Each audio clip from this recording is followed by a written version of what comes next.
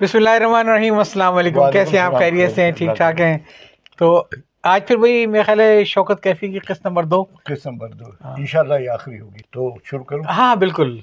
देखिए साहब, उन्होंने अपनी किताब में जुर्रत, हिम्मत और जिंदगी से लड़कर जीने का एक अजीब व गरीब वाक़या लिखा है। वो लिखती हैं कि वो रोजाना एक 30-35 साल की औरत को देखती थी जो म्युनिसिपल नल से पानी भरकर वहां खड़ी टैक्सियों को धोती थी। अच्छा। उसके 2 लड़के और एक लड़की थी। हाँ। 8 साल का लड़का, एक दूसरा 6 साल का और बच्ची 5 साल की। वो जब भी गुजरती तो वो अपनी बच्ची को बालों में कंघी करती थी। अच्छा। रहती थी। माँ तो माँ होती है सवारी की उसका तरह। चूल्हा सामने दुकान के नीचे हिस्से में रखा था। शायद दुकानदार ने रहम खा करके उसे रखने की इजाज़त दे दी थी। अगर ये जल्दी में न होती तो खड़े होकर उससे बातें करती। उसका नाम कमला बाई था। कमला बाई, हाँ। और वो मद्रास के किसी गांव की थी। सही रोजी रोटी की तलाश में बम्बई आ गई थी। सही सही। अपनी मेहनत से पैसे कमाती, बच्चों को अंग्रेजी स्कूल में भेजती, हमेशा खुश और मसरूफ नजर आती है। इन्होंने पूछा, बरसात में तुम क्या करती हो? वो बोली, बारिश का टाइम, वो बारिश का वक्त या बारिश का टाइम, बारिश का टाइम हम लोग इसी दुकान के नीचे सो जाते हैं। वहाँ पानी नहीं आता, सामने से थोड़ा आता है, अपन लोग प्लास्टिक डालकर काम कर चला लेते हैं। ठंडी के मौसम में भी हम सब वहीं सोता है के नीचे, गर्मी में फुटपाथ पर आ जाता है। यहाँ का लोग अच्छा है। शौकत लिखती है कि उनके दिल में उसके लिए इज्जत पैदा होगी। बहुत अरसे बाद ये जूहू, एक वहाँ पौष इलाके में मुंतकिल हो गए। एक दिन पार्क की तरफ गई तो देखा कमला बाई एक दुकान पर बैठी बातें कर रही है। बाल थोड़े सफ़ेद हो गए। ताज्जुब हुआ। कमला बाई से पूछा, तुम यहाँ कैसे? तुम्हारे बच्चे और शौहर कहाँ हैं? वो मुस्करा कर बोली, मेरे बच्चे तो पढ़ लिख कर बड़ी बड़ी नौकरियों पर लग गए हैं। उनके पास फ्लैट है, मैं उन्हें उनके पास साथ रहती हूँ, लेकिन कभी कभी अपना पुराना जगह पर आने का दिल चाहता है। इतना लंबा जिंदगी, जो जिंदगी को जिंदगी बोलते हैं, गुजार कर मेरे को फ्लैट में अच्छा नहीं लगता। हाँ, और यहाँ आकर बैठ जाती हूँ।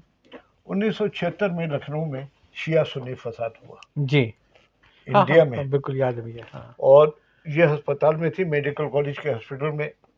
वहाँ काफ़ी आदमी दाखिल थे इलाज के लिए। सही। रोज़ाना 1-2 लाशें कभी शिया लड़कों की आती थी, कभी सुन्नी लड़कों की।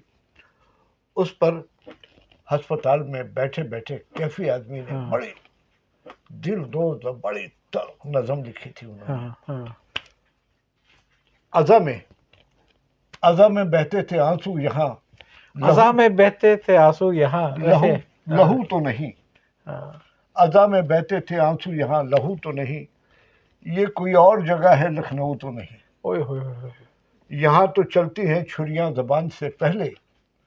यहाँ तो चलती है छुरियां जबान से पहले। ये मीर अनीस की आतिश की गुफ्तगू तो नहीं। ओए आतिश की गुफ्तगू तो नहीं। टपक रहा है जो जख्मों से दोनों फिरकों के, बगौर देखो ये इस्लाम का लहू तो नहीं। वाह, क्या तलमीहात हैं शेर के अंदर, बहुत खूबसूरत। 3-4 शेर और भी अच्छे हैं, लेकिन हम इसी पे बस करते हैं। नहीं, बहुत अच्छे इस्तिआरे और तलमीहात बहुत खूबसूरत इस खते में। शौकत ने पृथ्वीराज को जबरदस्त खराज तहसीन पेश किया। अच्छा। उसकी इंसान दोस्ती और मजहबी असबियत से पाक आरजी इनकिसार का बहुत अच्छे लफ्ज़ों में जिक्र किया है।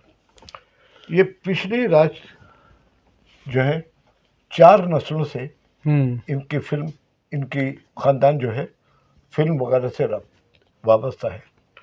जिन लोगों ने मुग़ल आज़म फिल्म देखी है वो अकबर आज़म को कैसे भूल सकते हैं, जो किरदार पृथ्वीराज ने किया। क्या लहीम शहीम और क्या कर्रो फर से लगता ही है कि वो कोई बादशाह है। उनका बेटा था राज कपूर। अच्छा। राज कपूर ने भी कई फिल्में बनाई। उनकी सबसे आला फिल्म है आवारा। हाँ, श्री 420 वगैरह वगैरह। उनकी एक फिल्म बहुत फेल हो गई तो बहुत दिल बरसाते थे। लगता है आपको फिल्मों का भी खासी शौक रहा है, कभी इस पे कुछ नशिश होनी चाहिए। मैं जब दुबई में था और शौक से ज़्यादा मुताले से हुआ। अच्छा अच्छा अच्छा। फिर उन्होंने एक फिल्म मतलब वो लंबी लंबी लाइन लगा के ब्लैक में टिकट टिकट नहीं खरीदे कभी? नहीं भैया वो नहीं। अच्छा।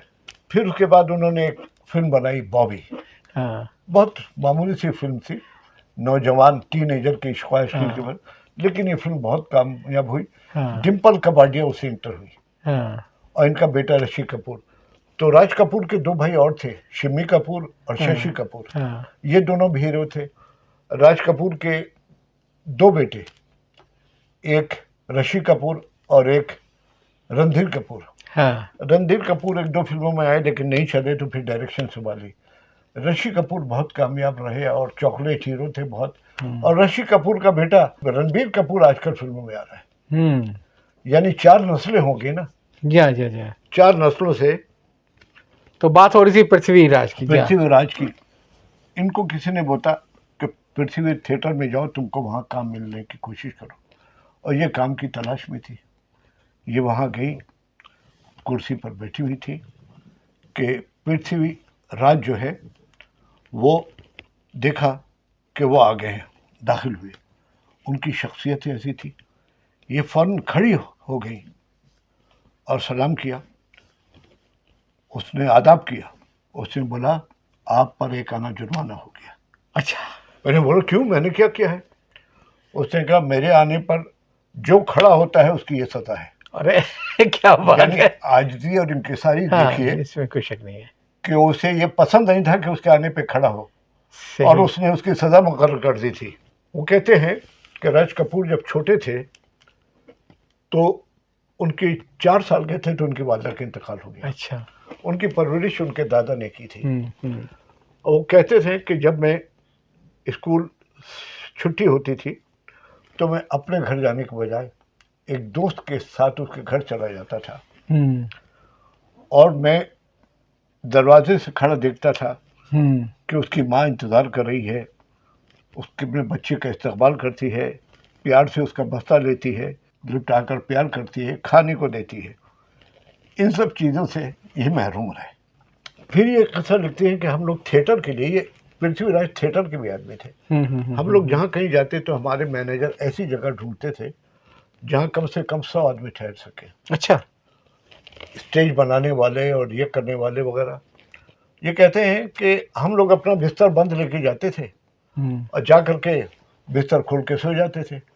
तो पृथ्वीराज भी अपना बिस्तर खोल के ले जाते थे, वो अपने कमरे में ले जाते थे। उनको ज़मीन पर लेटते देखा तो मुंतज़मीन बड़े परेशान हुए। उन्हें बोला पापा जी, इनको पापा जी कहते थे, आप हम आपके लिए कोई बिस्तर या चारपाई ले आते हैं। उसने कहा कि अगर 99 चारपाई हैं तो 1.25 मेरे लिए लाओ। ओह, अगर 99 स्टाफ के लिए ना हैं, केयरिंग थे वो। हाँ, तो 99 है तो फिर मेरे लिए एक ले आओ, लेकिन पहले उनको। और एक वाक़या तो अजीब गरीब लिखा है उसने, वो क्या है? कि एक मरतबा पृथ्वीराज कहीं बाहर मीटिंग के लिए गए हुए थे और वो बेहद रहमदिल थे। एक मरतबा कलकत्ते में इनका क़याम हुआ, तो वहीं इनका एक कारकुन था, उसका नाम ढूंढू था। हाँ, उसे हैज़ा हो गया, सही। और हैज़ा में उल्टियाँ और फुजले से कमरा बेहद गंदा हो गया। हम लड़कियां, उस वक्त तो वो लड़की ही थी, हाँ हाँ हाँ हाँ। उसके करीब जाने से डर रहते थे, आसपास नहीं जा रहे थे। जब पृथ्वीराज बाहर से आए तो किसी ने बोला कि ढूंढू को कॉलर हो गया है। कॉलरा हो गया है। उन्होंने बगैर जूते उतारे उसके कमरे की तरफ भागे और जाकर उसे सीने से लगा लिया। अच्छा। उसकी उल्टी फुजले वगैरह की परवाह किए बगैर सीने से लगा लिया, और जिस्म उसका ठंडा होता जा रहा था।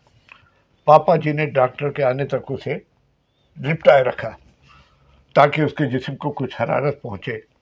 डॉक्टर आया तो उसने कहा कि आपके जिस्म की गर्मी ने उसकी जान बचाई है, वरना ये बिल्कुल ठंडा हो चुका था। इस किताब का एक हिस्सा एहसान मंदी का भी है, जो उन्होंने अली सरदार जाफरी, उनकी अहलिया सुल्ताना और उनकी दो बहनों रुबाब जाफरी और सितारा जाफरी से जो उन्होंने फ़ख्तन उनकी हेल्प की। वो लिखती हैं कि एक दिन मेरे घर पे खाना नहीं पका था, कुछ था ही नहीं। तो रुबाब जाफरी ने, रब्बोबाजी कहती थी, उन्होंने अली सरदार जाफरी को बता दिया कि उसने खाना नहीं खाया, कुछ है ही नहीं। सरदार जाफरी ने बोला उसको बुलाओ, तो आई बुलाने के लिए, इसने झूठ बोल दिया, खा लिया, हो गई नहीं। शाम को सरदार जाफरी आए और बातचीत करते करते बगैर कुछ बताए टेबल पर 100 रुपए रख के चले गए। ये है। और उसके बाद उन्होंने बताया कि उनकी बीवी और उनकी बीवी का नाम सुल्ताना था, अली सरदार जाफरी। उन्होंने 2 मरतबा कैफी को मौत से छुड़ा कर लाए, लेकिन उसकी तफसील नहीं बयान की है। शौकत कैफी रफ्ता रफ्ता मंझी हुई अदाकारा बन गई। मुजफ्फर अली की उमराव जान, जिसमें मरकजी किरदार रेखा नसीरुद्दीन शाह और फारूक शेख थे, शौकत कैफी ने उसमें नायका खानम का किरदार किया है। बहुत आला किरदार निगारी की है। नायक थी कि खुलनायक? नायका है, नायका, नायक नहीं, नायका। नायका, हाँ। वो तवाइफों की जो सरबराह होती है, एडमिनिस्ट्रेटर। इस किरदार निभाने पर बेहतरीन किरदार तो उनके शौहर ने दिया। अच्छा। उसे बोला कि शुक्र है उन्होंने इस तरह से काम किया कि उसमें हकीकत का रंग भर दिया। तो कैफी ने कहा कि शौकत ने जिस तरह हकीकत का रंग भरा है, अगर शादी से पहले मैंने उनके अदाकारी का ये अंदाज देखा होता तो उनका शिजरा मंगवा कर देखता क्या कहीं उसी नस्ल से तो नहीं है। एक फिल्म में उनका किरदार घरवाली का था। घरवाली उस औरत को कहते हैं जो लड़कियों से पेशा कराती है। अच्छा, ये एक बिल्कुल नई इस्तिलाह है मेरे लिए। एक फिल्म की हिदायतकार थी मीरा। हाँ। उन्होंने इनसे कहा कि आप उसका किरदार करें। इन्होंने बोला मैं कैसे करूँगी? हाँ। और मुझे तो कुछ मालूम नहीं। उसने बोला आप फिक्र ना करें, आपको मैं ले चलूँगी उस इलाके में। अच्छा। तो ये जो उसका बम्बई का जो रेड लाइट एरिया है, हाँ। ये शौकत कैफी मीरा के साथ गई। हाँ। तो वहाँ उन्होंने देखा एक अधेड़ उम्र औरत अपने किसी दोस्त के साथ रमी खेल रही है। हाँ। उन्होंने उससे बात की और उसकी शख्सियत को ढालने की पूरी कोशिश की। सही। 4-5 दिन मुसलसल मीरा हिदायतकारा के साथ जाती रही। हाँ। और उसको अपने रोल में ढाले। पहले दिन वो मेकअप करके आई तो लोग उन्हें पहचान नहीं सके। उन्होंने किरदार निगारी का एहसास उस दिन हुआ जब वहाँ की लड़कियों ने कहा, बाप रे, कौन कहता है ये शबाना की माँ है, ये तो सचमुच की घरवाली है। पेशा कराने वाली कैसे बड़ी बड़ी आंखें करके हमें देखती है। हाँ। किरदार का तकाजा था। हाँ। इस किताब में ये जो है असमत चुगताई का तस्करा भी है। सही। उनके एहसान शनासी का जिक्र किया है कि जब शबाना के असमत चुगताई के शौहर शाहिद लतीफ़ फिल्में बनाते थे, उन्होंने 2 गाने कैफी से लिखवाए और 1000 रुपये भिजवा दिए। अच्छा। असमत ने पहले भी बहुत मदद की। जब शबाना होने वाली थी तो असमत बेहद कमज़ोर थी। उन्होंने 15 दिन अपने घर में रखा और डॉक्टर को बुलाकर उन्हें ताकत के इंजेक्शन लगवाए। फिर एक दिन ऐसा भी आया कि गुरुदत्त ने फिल्म कागज़ के फूल के गाने लिखने के लिए बुलाया। गुरुदत्त ब्लैक एंड वाइट फिल्मों के दौर का बहुत बड़ा फिल्म मेकर था, अदाकारी भी करता था। उनके उस दौर की फिल्में प्यासा, कागज़ के फूल, चौधरी का चांद, साहब बीबी गुलाम, ये मार्केट की फिल्में थी, लेकिन ब्लैक एंड वाइट दौर की थी। तो जल्द ही बड़े बड़े लोगों ने बुलाना शुरू कर दिया कैफी आदमी को। एक शाम चेतन आनंद आ गए उनके पास। चेतन आनंद देवानंद के बड़े भाई। उन्होंने कहा कि फिल्म के गाने लिखें। एक गाना इनका था जो बहुत मकबूल हुआ, कर चले हम फिदा जादम तन साथियों, अब तुम्हारे हवाले वतन साथियों। वाह। और ये इतनी फिट हुई कि इसके बाद चेतन आनंद, मदन मोहन म्यूजिक डायरेक्टर और कैफी आदमी की टीम बन गई।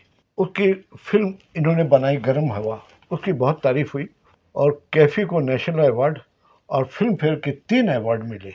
एक फिल्म के 3 अवार्ड, मकालमे, स्क्रीन प्ले और कहानी के। अब 30 साल पहले उनकी एक गज़ल किसी फिल्म में आई थी, वो फिल्म तो मुझे याद नहीं है। जगजीत सिंह ने गाई थी वो गज़ल, तुम इतना जो मुस्कुरा रहे हो, क्या गम है जिसको छुपा रहे हो। क्या काम है जिसको छुपा रहे हो। ये इनका गाना था। मैंने चलिए। मुझे वो फिल्म याद नहीं है। सही सही है। चलिए। बहरहाल ये मजमूई तौर पर ये किताब वाक़यात से भरी हुई है। इसकी जद्दोजहद की तफसील है।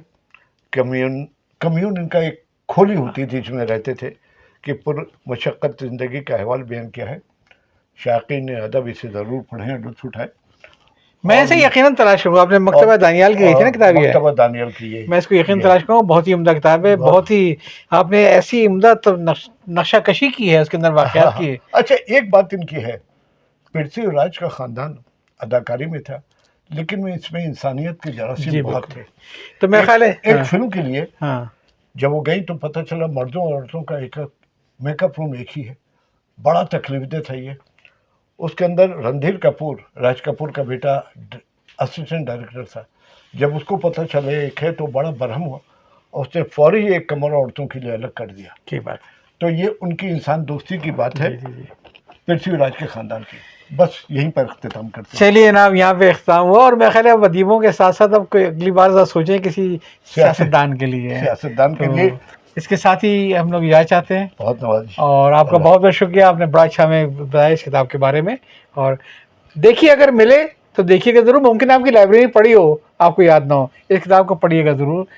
याद की रहगुज़र, शौकत कैफ़ी की तहरीर।